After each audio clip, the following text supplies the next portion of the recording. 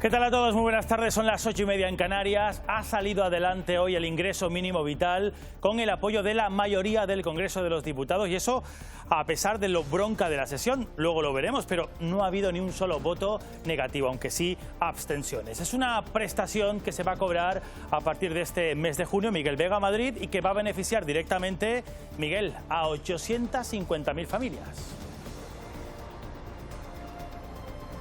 Sí, tiene como principal objetivo erradicar la pobreza extrema y generar un mayor reparto de la riqueza de nuestro país. La mayor parte de la Cámara ha votado a favor, 298 diputados han votado sí, solo Vox se ha abstenido porque asegura que es una medida que generará dependencia y provocará un efecto llamada. Volvemos al Congreso y estaremos también en el Parlamento. Jugoso el pleno de hoy con cuestiones muy importantes para nuestro día a día. Ya sabemos, por ejemplo, cuándo y cómo va a ser, en líneas generales, el comienzo del próximo curso escolar. Esta tarde se ha dado a conocer, además, la estrategia de promoción turística para toda Canarias a corto y medio plazo, destinada a reactivar nuestro sector económico importante. Javier Hernández. Turismo y educación han dominado el tiempo de debate durante el pleno de hoy. El consejero de Educación ha aclarado que el próximo curso escolar comienza en septiembre y que las clases serán presenciales. La consejera de Turismo ha detallado ante el pleno la campaña de promoción turística de la marca Islas Canarias para los próximos 6 meses, con la mayor dotación presupuestaria hasta ahora, 6,5 millones de euros. Y abren las guarderías privadas. Es otro alivio importante para la conciliación familiar de madres y de padres que ya están de hecho trabajando de nuevo. A partir de este próximo lunes ya pueden abrir 166 centros infantiles privados que hay en toda Canarias. Tendrán que cumplir un protocolo específico que se va a publicar este viernes. Y Canarias continúa por octavo día sin fallecimientos a causa del coronavirus. Ahora mismo, Ana Albedín, solo 22 personas están hospitalizadas. 4 de ellas en la unidad de cuidados intensivos y 18 están ingresadas en las diferentes plantas de los centros sanitarios de la isla. Lo que se mantiene en 2.379 es el número de casos acumulados. También se mantiene el número de fallecidos en 161. Y lo único que aumenta son las altas, que ya ascienden a 2.100. Y ya está en dique seco. Hoy llegaba de hecho a Gran Canaria para una reparación un crucero que llegó a tener a bordo más de 100 positivos de COVID-19. Ese barco fue rechazado en muchos puertos, pero pudo finalmente atracar en Montevideo, en Uruguay. Tras pasar la cuarentena, ya con la tripulación mínima necesaria y ya desinfectado por completo, estará en los astilleros del Puerto de la Luz y de Las Palmas durante unas semanas. Los primeros turistas podrían llegar a Canarias en las próximas semanas. La ministra de Turismo anunciaba hoy en el Congreso un corredor seguro con determinados países, igual que ha hecho Baleares, que a partir del 15 de junio va a recibir hasta 10.900 alemanes como antesala a la apertura de España el 1 de julio. Mientras, la ausencia de los cruceros de los que hablábamos ha paralizado también el comercio minorista que gira en torno a todo este sector. La falta de ingresos estos últimos meses obligó a muchas familias a tirar de créditos rápidos de las tarjetas para llegar a fin de mes. Ahora llegan los intereses abusivos y los expertos avisan, si lo necesitamos es mucho mejor acudir al banco para financiarnos y siempre leer la letra pequeña, sobre todo lo que nos van a cobrar por lo prestado, es el TAE. Es un habitual de las aguas canarias, lo que no es tan habitual es verlo así, tan cerquita de la orilla. Este pez raya o manta, lo conocemos como chucho, provocó este fin de semana en Papagayo, en Lanzarote, ese alboroto entre los bañistas, sorprendidos sobre todo por el tamaño de este chucho. Y en deportes, lesión del portero de la Unión Deportiva Las Palmas, de Raúl Fernández, pero lo importante es el regreso de la Liga y el primer gol y la primera victoria de la era post-COVID-19 ha sido para el Rayo Vallecano, aunque fueran solo 45 minutos de un partido que se aplazó en diciembre. Armando Vallejo. Veremos las primeras imágenes de fútbol en España desde el pasado 10 de marzo, aunque será mañana cuando empiece la práctica del nuevo fútbol con sus 5 cambios y 23 convocados. Con esa regla jugará Club Deportivo Tenerife este viernes. El sábado lo hará la Unión Deportiva Las Palmas frente al Girona con la necesidad de ganar para frenar la racha de 11 jornadas sin ganar interrumpida por el COVID-19. Y Ale Fernández es una de las estrellas que ha fichado en su vuelta a la competición el Huevas Las Palmas de voleibol. El tinerfeño tiene una amplia carrera de éxito fuera de las islas que se percibe en cada rincón de su casa. Lo veremos luego.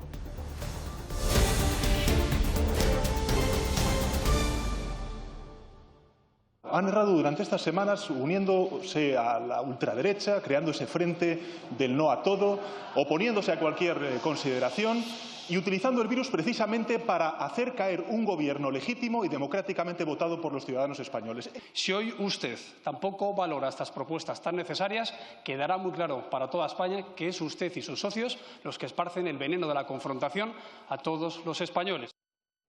Bueno, ya lo ven, cruce de acusaciones. Así tal cual ha transcurrido la sesión de control de este miércoles en el Congreso de los Diputados, reproches de un lado y de otro, del Gobierno y de la oposición, que solo se ha silenciado durante el minuto de silencio en homenaje a las víctimas del COVID-19 y también silencio para votar. Miguel Vega sigue ahí en la Puerta de los Leones, casi con consenso, Miguel, porque Vox abstuvo ese ingreso mínimo vital que ya ha sido aprobado.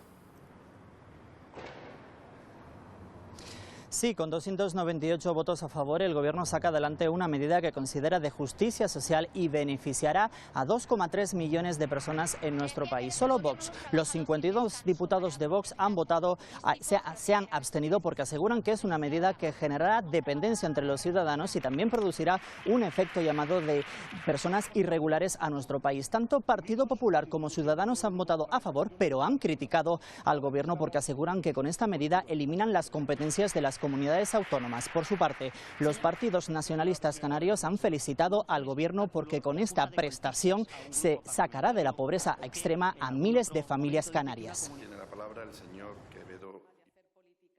El Gobierno saca adelante el ingreso mínimo vital, la mayor medida de redistribución económica. El brusco parón de la actividad económica impuesto por las medidas sanitarias ha hecho aún más visibles los costes que tiene para los hogares más pobres la ausencia de una red última de protección. Esos 462 euros que van a llegar a los bolsillos y va a ayudar a que muchos autónomos y que muchas empresas puedan seguir facturando.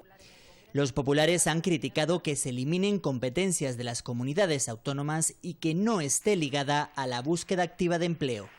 Defendemos que el mejor escudo social es el empleo y que una renta mínima demuestra su eficacia. Garantizar que todas las personas que se puedan ver en una situación de vulnerabilidad reciban el suficiente apoyo, el suficiente acompañamiento. Vox ha pedido un mejor sistema de protección para los españoles y ha asegurado que es un efecto llamada.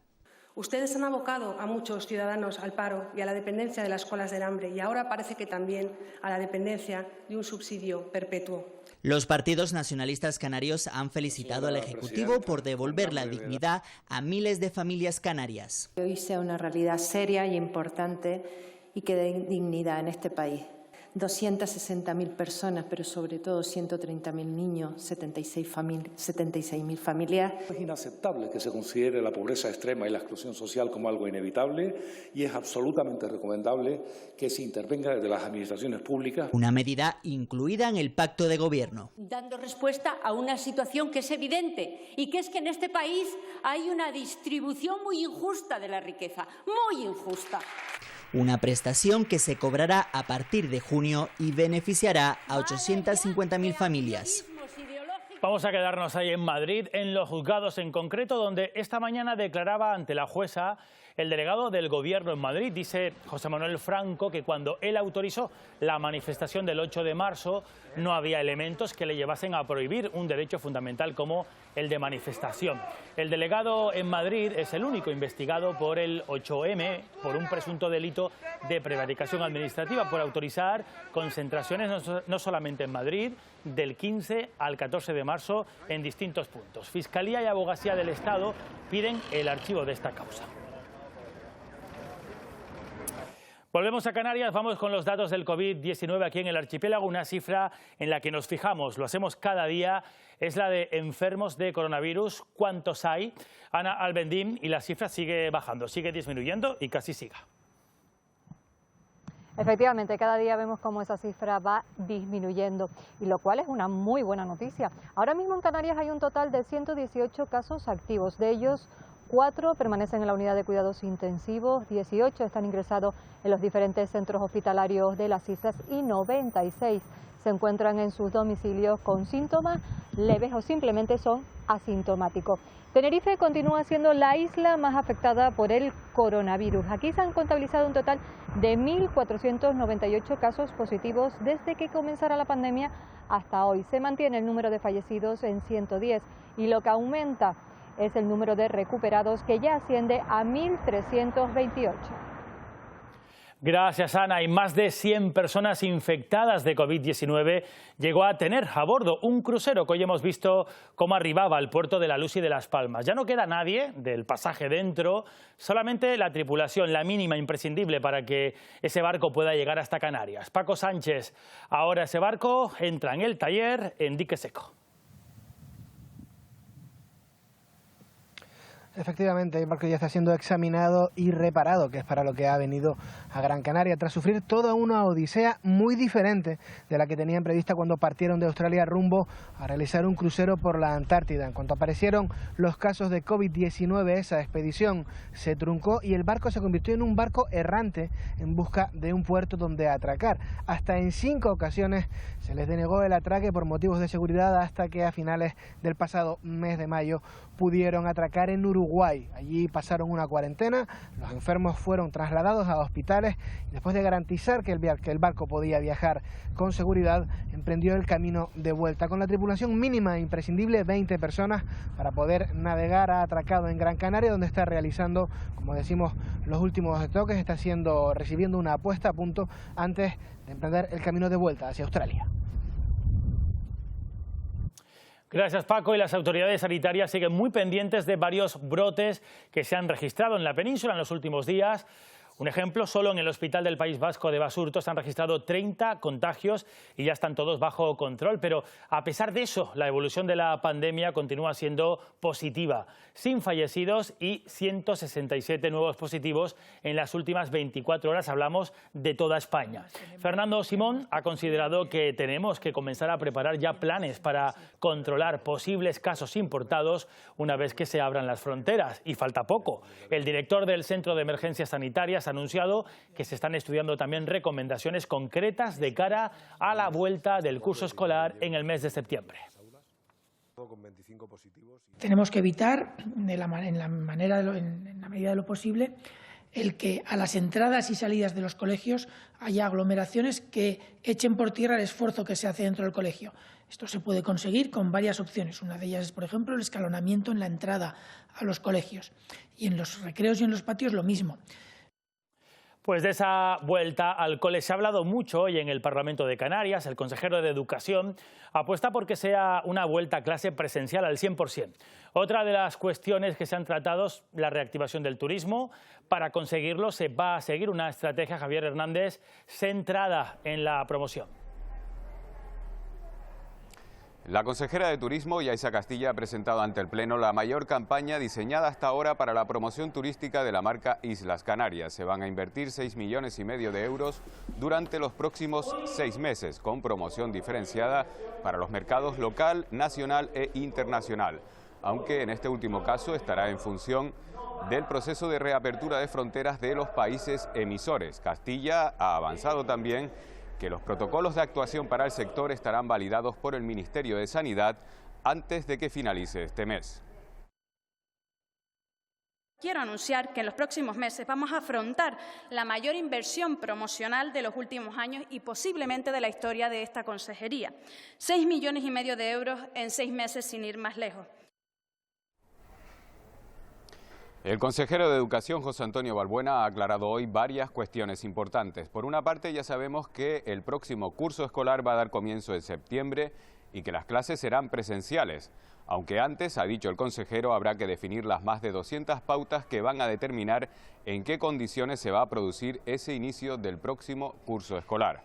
Por otra parte, Balbuena ha confirmado que las escuelas infantiles privadas de primer ciclo van a poder retomar su actividad a partir del próximo lunes 15 de junio.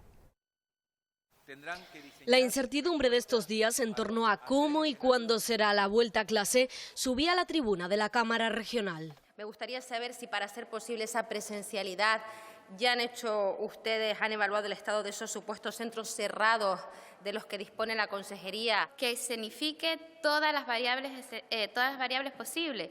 Escenarios sin COVID, con COVID en caso de un posible rebrote en otoño, clases presenciales, clases online, que comprenda todas las edades educativas y sus especificidades. El escenario más previsible dentro de los posibles pues podría ser posiblemente el que sean clases con disminución de ratio. Mira por dónde aquella vieja lucha de disminuir la ratio de la educación la va a producir el coronavirus. Que lo ideal sería volver a una escuela 100% presencial, aunque creo que hay aprendizaje de todo este proceso que no podemos obviar.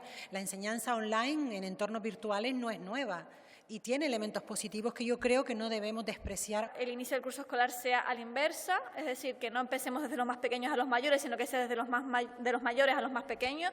Eso lo dijo la señora Guerra en sus últimos días al frente de la Consejería. No sé si siguen planteándose que se puede hacer el escenario. Mira, un colegio en línea 1, afecta entre personal docente, no docente, alumnado y familiares a unos 1.500 habitantes. Si se produjese un rebrote de la epidemia en un centro escolar, imagínese con la afección que nos podríamos encontrar. Por eso le vuelvo a preguntar, ¿cuándo tienen programado realizar los test de cara al inicio del curso escolar? Deberemos conjugar la seguridad y la salud de la comunidad educativa con el derecho a la educación de los alumnos y las alumnas. Las clases tienen que empezar en septiembre y deben de ser presencial. Ese es el objetivo principal. A partir de ahí, en función de cuáles sean los distintos escenarios sanitarios, podremos ir modulando. Porque dice José Antonio Balbuena que el seguimiento no presencial puede derivar en un aumento del absentismo escolar y no se quiere dejar a nadie atrás. Bueno, ya lo han escuchado, el próximo lunes abren de nuevo las guarderías para la educación de 0 a 3 años. Se espera, de hecho, que ya este viernes se publique la normativa, las normas que tendrán que cumplir las escuelas infantiles privadas de toda Canarias. El próximo lunes las escuelas infantiles privadas podrán abrir sus puertas, así lo ha anunciado el consejero de Educación tras la reunión que ha mantenido con los representantes de este sector. Pues garantizarle los criterios para que puedan ya empezar a abrir, si todo sale bien, a partir del lunes con las medidas que queremos publicar ya este viernes a más no tardar. Unas normas a las que tendrán que adaptarse los centros infantiles privados. Que llegan los protocolos y hay que adaptarse a ellos. Bueno, pues entonces ya cada centro irá mirando de qué manera lo va a hacer y ya creo que nada, que a partir del próximo lunes ya nuestros niños se podrán ir incorporando en nuestros centros de educación infantil. Es una gran noticia. Además, el consejero ha hablado de una subvención específica para sufragar una serie de gastos corrientes originados por la crisis sanitaria. Ha comunicado que vamos a tener unas ayudas a las empresas. En principio tienen una cantidad estipulada, pero están mirando a ver si pueden aumentarla para que todas las empresas tengamos solvencia económica para poder volver a reabrir nuestros centros, tener material sanitario frente al COVID y que ningún centro se vea afectado por medidas económicas para su reapertura. Un total de 166 centros infantiles privados en toda Canarias podrán recibir el próximo lunes a los más pequeños, siempre y cuando cumplan con las normas establecidas. El senador canario de Agrupación Socialista Gomera, Fabián Chené, ha vuelto a pedir en el Senado un plan de choque específico para el sector turístico canario.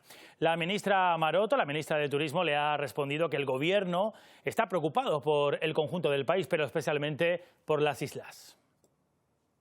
Que haya un plan de choque específico para el sector turístico canario, para nuestro sector turístico. Señora ministra, el futuro de casi la mitad de los trabajadores y trabajadoras, de hombres y mujeres de mi tierra, depende de que se actúe con celeridad y eficacia en esta materia y tiene que ser cuanto antes. Todos nos tenemos que comprometer con el turismo y, por lo tanto, cuando hablamos de confianza, señorías, yo sí que les pediría que todos reforcemos esa confianza. En algo estamos efectivamente trabajando y preocupados, es por el conjunto del territorio español, pero específicamente por las islas, sobre todo por su alta dependencia del turismo internacional, pero también por la conectividad. Que comiencen a llegar esos turistas es fundamental para reactivar la economía en Canarias, pero por mar vamos a tardar en verlos, nuevos turistas, porque de momento esos cruceros no pueden navegar hasta que se levanten las restricciones que están vigentes. Hay todo un sector económico detrás y muchas ciudades que pierden dinero cada día sin la visita de los cruceros. Los cruceros no tienen autorizada su navegación y tampoco hay fecha prevista para ello. Los puertos están vacíos de estos buques y los comerciantes minoristas notan una caída significativa de sus ventas. Cruceros y nadie que nos entre ahora mismo, en ese sentido es el 80% de las ventas, pues tranquilamente, bastante. Más o menos unos 40%. ¿Sí? Sí, sí. Porque barco allá todavía nada y turismo tampoco. No solo de aquí, de sur también es igual, todo el hotel está vacío. En el primer trimestre de 2019 llegaron al puerto de Santa Cruz de Tenerife 423.000 cruceristas. En el mismo periodo de 2020 llegaron 314.000 pasajeros. En solo 15 días de estado de alarma, la caída fue de más de 100.000 viajeros. A partir de abril, la cifra se sitúa a cero. Hemos perdido la temporada de crucero, hemos perdido la temporada del inserso, pero no nos podemos quejar. Canarias vive del turismo. Entonces eso, quieras o no, es un punto que hay que tener muy en cuenta. Las navieras están deseosas de volver a operar, pero con cambios significativos. Las travesías serán más cortas, los buques más pequeños, harán controles periódicos a sus pasajeros y se pedirán certificados médicos libres de COVID-19 en cada puerto. Los barcos que sí que pueden navegar con pasajeros y turistas son los ferries entre islas, que ya están notando, de hecho, más tirón en las reservas, un 64% más de una semana a otra. Nada más se ha levantado la obligación de justificar el viaje desde este lunes. Las rutas entre Tenerife-Gran Canaria-Fuerteventura son los dos trayectos donde hay más venta de billetes. Para dar respuesta a esta demanda, las navieras han ampliado frecuencias y mantienen los precios. En los ferries se van a encontrar los pasajeros con asientos vacíos para garantizar la distancia de seguridad. Desde la compañía se sigue analizando de manera diaria la demanda para ir adaptando nuestros servicios a las necesidades de los pasajeros. Por el momento no está previsto que haya ninguna variación en las tarifas actuales de nuestros billetes, ni para pasajeros ni para vehículos. Por el espacio que tenemos a bordo, pues nos permite garantizar distancia social mediante la restricción de nuestras capacidades. Hay muchos de los asientos que ahora mismo no están disponibles para garantizar esa distancia entre los pasajeros. Pues viajen en ferry o en avión para los turistas canarios o extranjeros, para que se encuentren otra imagen distinta. Ahora que empezamos a viajar, el Cabildo de Tenerife va a aportar 23 millones de euros en un plan de mejora de espacios turísticos y la prioridad es conseguir un destino seguro. Gobierno de Canarias y Vinter van a activar, será el 1 de julio, 100 vuelos diarios entre las islas tras coordinar el incremento progresivo de la conectividad interinsular.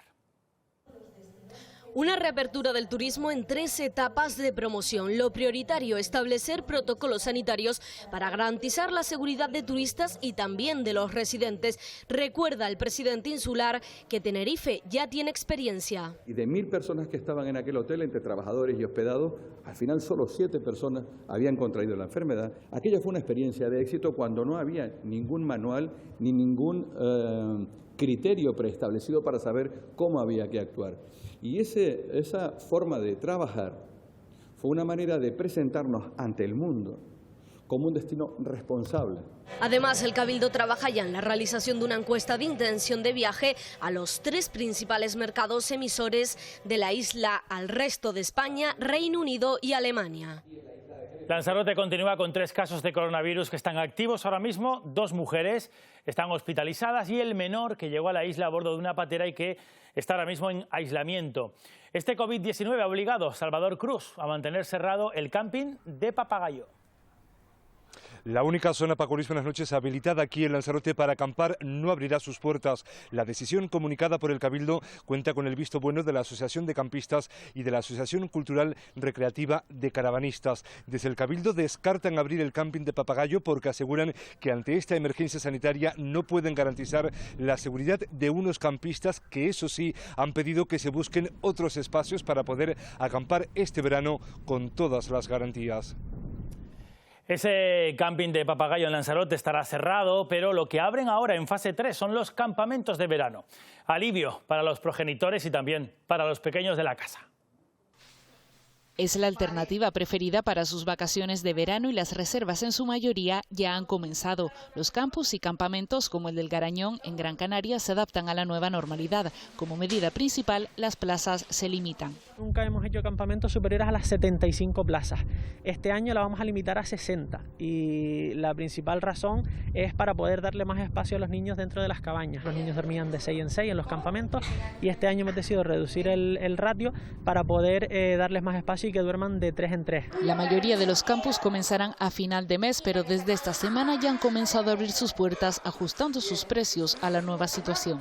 Hemos tenido que adaptarlo por la situación económica de muchas familias. No hemos querido elevar mucho los precios, sino que los padres lo tengan fácil a la hora de dejar a los niños aquí y que les venga bien pues a la economía de cada familia.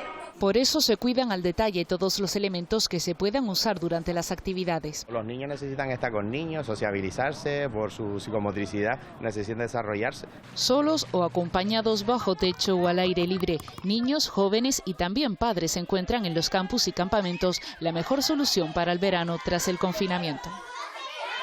Y conviene últimamente que vayamos revisando la cuenta antes de pagar. No es que sea algo general, pero sí que hay casos concretos de cobros de una tasa COVID, como si fuese un impuesto en la factura más para pagar los gastos extra en geles, mascarillas y demás. Facua, la Organización de Consumidores, asegura que cobrar por esto una tasa COVID es totalmente ilegal. Tasa COVID en una factura, un suplemento que cobran algunos establecimientos para cubrir los gastos de limpieza y EPIs. Aunque esta práctica no está generalizada, Facua ha detectado ya varios casos. La Organización en Defensa de los Derechos del Consumidor asegura que es ilegal. No es legal que nos cobren un suplemento, recargo o tasa COVID. No pueden decirnos que hay que pagar un plus por el hecho de que tienen que llevar a cabo medidas para evitar la propagación del coronavirus. Como antes tampoco nos podría cobrar un bar, por ejemplo, el hecho de que nos limpiaran la mesa o de que nos pusieran un mantel. En cualquier caso, el establecimiento sí puede subir los precios. Pues a lo mejor los precios son algo más caros y el consumidor decidirá si sigue yendo a ese establecimiento o deja de hacerlo porque la subida es absolutamente desproporcionada. Facua recomienda denunciar ante la autoridad autonómica competente si vemos este suplemento en la factura. Y ayer conocíamos el archivo del caso Grúas en el Supremo, caso que pesaba sobre el expresidente de Canarias, Fernando Clavijo, y hoy la Fiscalía Anticorrupción ha observado indicios de delito en otra actuación distinta de Clavijo también y del alcalde de La Laguna, José Alberto Díaz, en el llamado como caso Reparos. Es un asunto sobre prestación de servicios públicos en el Ayuntamiento de La Laguna. Por cierto que sobre el caso Grúas, uno de los demandantes de este caso, Unidas Se Puede, ha anunciado que va a recurrir el archivo. Una sentencia que es al final el resultado directo de un privilegio, que es el privilegio del aforamiento, que evidentemente no entendemos, no compartimos, pero que vamos a recurrir. Hay un documento fundamental, que es el documento de la Fiscalía Especial contra la Corrupción de noviembre de 2019, que no ha sido incorporado a todo este procedimiento. La existencia de indicios delictivos no la planteamos solo los denunciantes, también la Audiencia Provincial de Santa Cruz de Tenerife en reiteradas ocasiones. Cada vez que ha tenido que enmendarle la plana a la jueza de instrucción. Vamos a presentar un recurso y el señor Marchena tendrá que estudiarse el caso, que es lo que hasta ahora no ha hecho. Lo escuchamos ayer nada más comparecer en rueda de prensa, pero el expresidente Fernando Clavijo estuvo esta mañana en el programa de esta casa Buenos Días Canarias y habló de eso, del largo camino que ha supuesto en lo personal y en lo político la causa ahora archivada por el Supremo. Esto afecta a lo personal, pero también afectó a la organización política en la que milito y también es una victoria del partido político Coalición Canaria, Partido Nacionalista Canario. Se actuó con diligencia para que el patrimonio del ayuntamiento, que sin ni siquiera riesgo, o sea, en ningún momento se puso en riesgo, con lo cual todas las tesis que los denunciantes mantuvieron y que duda cabe lo utilizaron como arma política en una práctica que nosotros no compartimos, pues ha quedado desmontado. Volvemos con el COVID-19, miramos al exterior. En Estados Unidos, primer país del mundo en número de contagios, se registra un aumento en las cifras de enfermos confirmados. Nos lo cuenta con detalle Belén Mora desde Washington. 22 estados en Estados Unidos registran aumento de casos de COVID-19 y las autoridades relacionan este incremento a la reciente reapertura económica y a las protestas registradas en varias ciudades de Estados Unidos. La Universidad Johns Hopkins reporta hasta la fecha más de 1.970.000 casos confirmados de la enfermedad en Estados Unidos, mientras que la cifra de muertos supera ya los 111.000 fallecidos. Por otro lado, y aunque las protestas se mantienen pacíficas en Estados Unidos, las autoridades aseguran de que se registra un nuevo inconveniente y esto tiene que ver con la imposibilidad de poder realizar el rastreo de contactos. Esto debido a que los manifestantes no se conocen, por lo que se dificulta la tarea de localizar a las personas con las cuales los manifestantes pudieron entrar en contacto. Alemania ha prolongado su aviso de no viajar a terceros países hasta el 31 de agosto, una noticia que coincide con el informe de la Organización para la Cooperación y el Desarrollo Económico, que señala que la economía mundial podría caer hasta el 6%. Esto ha hecho mella en las principales bolsas europeas, que han bajado. En la Unión adquiere protagonismo por el coronavirus Portugal. En la última fase de la desescalada desde el 1 de junio, Lisboa, que mantenía restricciones, ha registrado el mayor aumento de contagios desde hace un mes, localizados en barrios con gran densidad de viviendas y centros industriales. En Reino Unido aumentan los fallecidos confirmados por test de COVID-19. Se han sumado 245 en las últimas 24 horas. Y en Sao Paulo prosigue la desescalada pese al avance de la pandemia.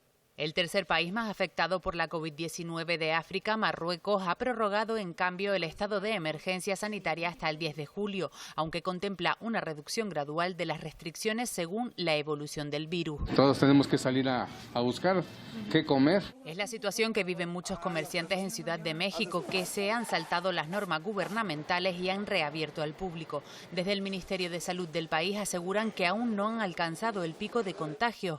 Contra esto siguen luchando los investigadores chinos, que han desarrollado una vacuna que está dando resultados prometedores en ensayos con monos. Continúa, por cierto, el movimiento antirracismo después de la muerte de George Floyd en Estados Unidos.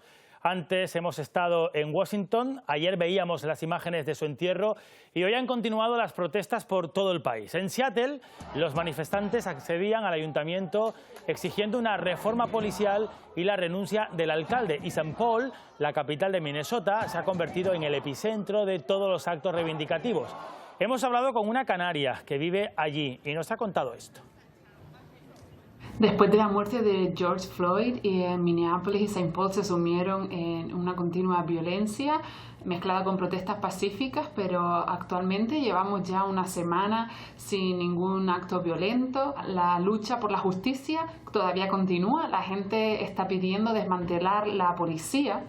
Quieren que el cuerpo entero se deshaga y se vuelva a formar otra vez. No hablan de dejar a los policías sin trabajo, sino de volver a contratar a los mismos solo y cuando pasen una serie de exámenes psicológicos y físicos otra vez.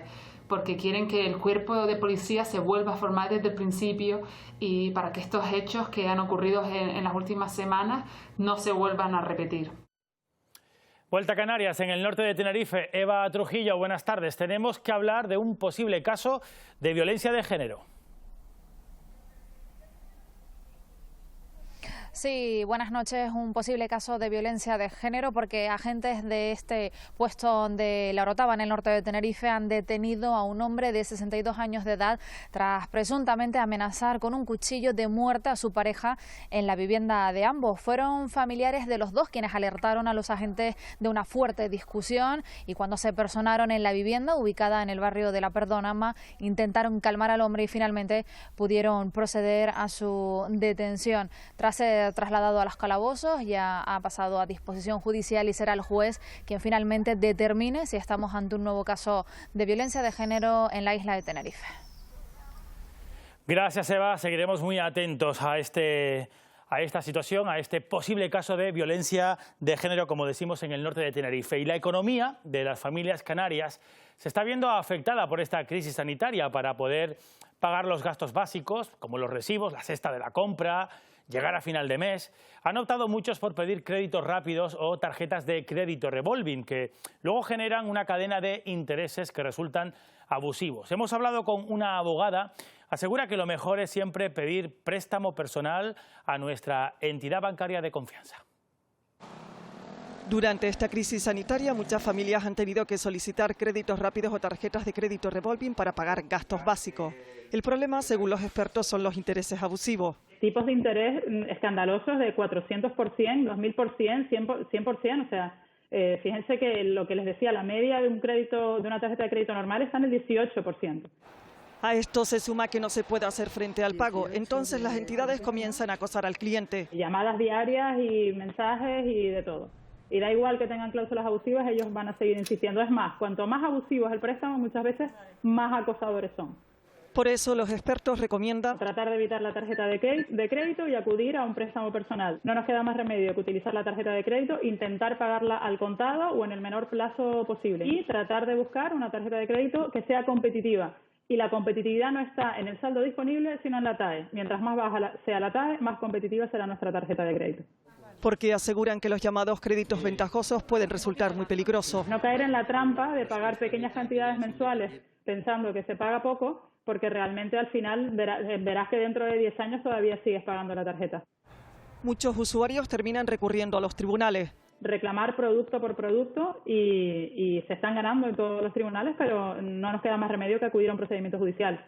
Para evitar esta situación recomiendan pedir un préstamo personal en nuestra entidad de confianza y siempre fijarnos en el tipo de interés. Los que van a tener que pagar son Red Eléctrica de España y Endesa por el apagón de Tenerife del pasado 29 de septiembre de 2019. 30 millones de euros tendrá que pagar Red Eléctrica de España y 10 millones Endesa. Esta es la multa que le ha impuesto a ambas empresas el Gobierno de Canarias por dejar sin luz y sin actividad económica a casi 1 millón de usuarios en Tenerife. Las dos empresas han anunciado que van a presentar alegaciones a esta multa. Red Eléctrica sostiene que continuará colaborando con el Gobierno para esclarecer, dice, las circunstancias de aquel cero energético. Las obras de remodelación de la grada de tribuna en el antiguo Estadio Insular en Las Palmas de Gran Canaria llegan ya casi a su recta final. Hasta agosto no lo veremos porque se inaugura en ese mes, pero le vamos a adelantar algunos detalles. Así lucía la grada de tribuna a finales de los 50 contra el Madrid de Di Stéfano. Así en el ascenso de 2000. Así en 2014 tras años de abandono. Y así lo hace ahora tras su remodelación. El antiguo símbolo del fútbol canario, el fútbol de esta ciudad, de la Unión Deportiva Las Palmas, convertirlo en un referente de espacio libre y de esparcimiento para los vecinos y vecinas. Creo que lo estamos consiguiendo de forma, yo creo que espectacular. El parque del Estadio Insular gana 4.000 metros cuadrados para el ocio. Un halo de esperanza, una luz, ¿no? Dicen que por la noche es maravilloso el sistema de iluminación. Bueno, pues toda una suma de luces que nos habla de futuro, de espacios abiertos, de volver a disfrutar de la normalidad. Son más de 4,5 millones de euros de inversión para esta terraza semicubierta que albergará 4 locales. Su apertura definitiva se prevé para este mes de julio. Fuerteventura mantiene un único caso de COVID-19 y es uno de los migrantes que llegaron a la isla el pasado 3 de junio. Hoy, por cierto, fue trasladado hasta otra ubicación, al igual que el resto de las 59 personas que permanecían en cuarentena en una nave Durne Rodríguez que está en el muelle de la capital majorera. Durne. Sí, hoy mujeres y niños han sido reubicados en la residencia estudiantil de Puerto del Rosario, donde son atendidos por Cruz Roja, mientras que los hombres han sido trasladados, entre ellos el positivo por COVID-19, a la nave del Queso, donde reciben asistencia de la Iglesia Evangélica. Allí tendrán que finalizar la cuarentena que comenzaban hace ahora una semana en la nave del muelle de Puerto del Rosario. Según denunciaban algunos trabajadores portuarios, no estaban recibiendo allí la asistencia adecuada, una situación que se da por la falta de espacios para ubicar a estas personas que están llegando en patera a la isla Majorera. Desde el Cabildo de Fuerteventura han reclamado ya al Ministerio del Interior soluciones habitacionales urgentes. La nave del queso, el albergue de Tefía, la residencia estudiantil de Puerto del Rosario y las instalaciones de la Iglesia Evangélica. Son los lugares en los que se acoge a las 280 personas llegadas a la isla en pleno estado de alarma. Espacios habilitados de forma urgente para respetar los periodos de cuarentena, pero el Cabildo reclama una solución definitiva. Creo que no es el único caso en Fuerteventura, sino en todas las Islas Canarias, sobre todo Gran Canaria y Lanzarote, las que estamos soportando una presión en este momento, creo que insólita, ¿no? Lo que sí está claro es que el Cabildo de Fuerteventura, a partir del 27 de junio, tanto las instalaciones cedidas a Cruz Roja en Tefía como a la Iglesia Cristiana Moderna, las naves industriales que se han cedido de forma provisional, las va a recuperar para el uso ordinario que se le debe de dar, ¿no? Para el líder de la Misión Cristiana Moderna, donde atienden a más de un centenar de personas, la situación es insostenible. El Estado no se está haciendo cargo de estas personas y son competencias del Estado. Nosotros también estamos en una situación de decepción absoluta porque aquí nadie se ocupa de esta situación, ni siquiera llaman para preguntar nada. Por su parte, el gobierno estatal se ha comprometido ya a dar una respuesta habitacional cuanto antes. Y en La Palma las últimas 55 pruebas PCR han resultado ser negativas. Además hay que sumar un alta, con lo que hay ahora mismo 11 casos activos en La Palma. Y además este jueves en la Isla Bonita se van a abrir las puertas de un centro sociosanitario, Javier Sánchez, para ver abrazos que se han hecho esperar. El Hospital de Dolores es un centro de referencia para personas mayores, un centro de larga estancia que ha decidido abrir ya sus puertas. Lo hará a partir de este jueves y con un horario muy definido, de 4 a 6 de la tarde. Lo hará a través de 2 turnos y donde solo podrá entrar un familiar de las personas que se encuentran en su interior. Además, va a haber un impasse entre cita y cita para poder llevar a cabo labores de desinfección. Desde el 11 de marzo se encuentra cerrado al acceso externo este centro, este Hospital de los Dolores, aunque eso sí, ha podido haber contacto entre las partes gracias al uso de videollamadas, aunque evidentemente era necesario esta apertura para un contacto mucho más directo. Familiares que desde el 11 de marzo se vieron con la imposibilidad de visitar a los pacientes, a sus familias en el Hospital de Dolores. Se llamará a este familiar, que solo puede ir un familiar y que tendrá que ser el mismo a visitarlo. En La Palma seguimos porque esta mañana se procedió al cumplimiento de un auto judicial que obligaba al desalojo de 8 familias de este bloque de viviendas. Los daños estructurales que sufrían ese inmueble situado en la zona turística de Los Cancajos, en Breña Baja, y habían llevado hace un año a otras 12 familias a abandonar sus casas. Las que aún permanecían exigían saber la fecha exacta del comienzo de las obras para salir de sus domicilios. Un día difícil, pero un día que se ha hecho efectivo un auto judicial, el cual no va a decir otra que las obras empiecen y que estas riñas de vecinos acaben y que dentro de 6 meses o un poquito más, pues puedan vivir todos aquí en un marco incomparable como este. Solo es eso. Yo espero que sea así, que sea lo antes posible. Quienes atienden las emergencias tienen que ser los primeros en protegerse para garantizar la suya y también nuestra salud. En La Gomera, Cruz Roja está impartiendo un curso sobre el uso de los equipos de protección individual, los EPIs, y los métodos de actuación ante el COVID-19. Y los alumnos, Ana Ramos, son ellos técnicos expertos en emergencias. Son voluntarios preparados para atender cualquier tipo de emergencia a la isla, desde la llegada de migrantes en una embarcación hasta la asistencia y apoyo a las víctimas de un accidente de tráfico. Esta semana se están preparando para atender situaciones en las que podrían encontrarse con enfermedades infectocontagiosas como la COVID-19 y, entre otras cosas, aprenden a colocarse y retirarse correctamente un EPI, un equipo de protección individual. Para algunos voluntarios ha sido más bien un curso de reciclaje, mientras que para otros es la primera vez en su vida que se han puesto este equipo de protección. Desde el inicio de la crisis sanitaria, Cruz Roja ha intensificado este tipo de formación para todos sus voluntarios en Canarias. La utilización de equipos de protección individual y sobre todo aquellos tan concretos, específicos para enfermedades infectocontagiosas, requieren que se practique de una y otra vez para tener la habilidad y la destreza y que el día que tengan que realizar una intervención y trabajar con personas que posiblemente estén contagiadas, lo hagan con las mejores garantías. Hoy pasó a disposición judicial el presunto agresor del hombre que falleció ayer en Candelaria, en Tenerife. Se lo contábamos en este informativo. Ocurrió sobre las 4 de la tarde de este martes, después de una fuerte discusión que acabó en una tragedia. Los hechos se produjeron en la Plaza de Teror en Candelaria en torno a las 4 de la tarde, a plena luz del día. Tras una pelea entre dos hombres, uno de ellos, la víctima de 69 años, cayó al suelo, mientras el presunto agresor de 44 le seguía golpeando hasta que quedó inconsciente, según cuentan los vecinos. Le dijo algo al otro señor, el otro señor se lo tomó un poco a mal, le dio un puñetazo, el hombre cayó al suelo, es un hombre de 69 años, un poco mayor. Y en el suelo ya como que le dio un par de veces y cuando la gente lo vio, el hombre como que echó a correr, ¿no?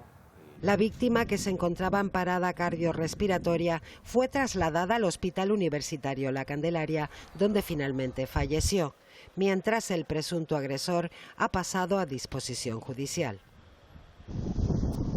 También en Tenerife, pero en la zona de La Caleta, en Adeje, una persona ha resultado herida grave cuando realizaba prácticas de parapente. Los bomberos y el personal del Servicio de Urgencias Canario tuvo que rescatarle, una operación que ha resultado muy complicada por el lugar donde cayó. Se trata de una zona de difícil acceso. 78 días consecutivos sin acumular nuevos casos positivos en El Hierro. Cada vez son más los sectores insulares también, María Fernández, que vuelven a la normalidad. Hoy lo vemos en varios ámbitos. En el turístico y de conectividad vuelven los horarios habituales a las dos únicas conexiones diarias aéreas que hay de momento con Tenerife Norte. Hoy además el Ayuntamiento de la Frontera vuelve a abrir las puertas de su biblioteca municipal, eso sí, siguiendo un protocolo estricto de seguridad. Se retoman también algunas actividades físicas como son las clases presenciales de Zumba, cambiando el interior del centro cultural por un espacio abierto como es la Plaza de San Pedro, aquí en el Mocanal.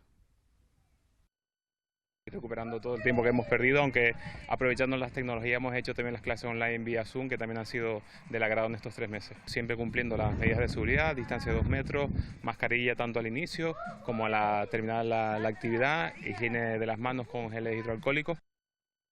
Esta tarde se llevó a cabo la necropsia del delfín mular que el pasado domingo varó en una playa que está en el norte de La Palma. El estudio preliminar sugiere que el animal contaba con un buen estado de salud en los momentos previos a su muerte.